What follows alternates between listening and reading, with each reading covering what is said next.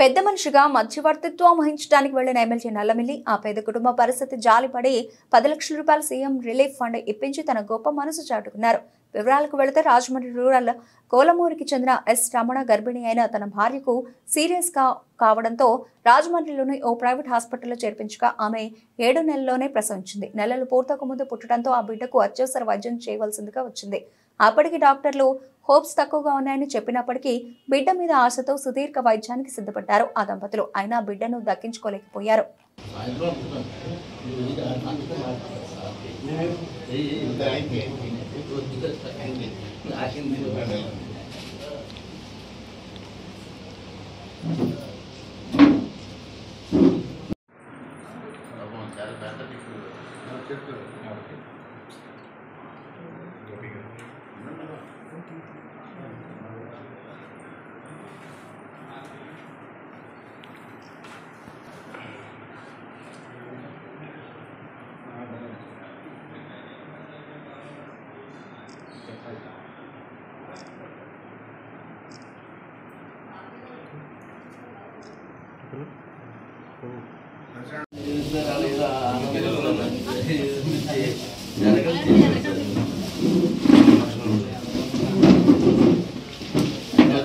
జరగని సమస్య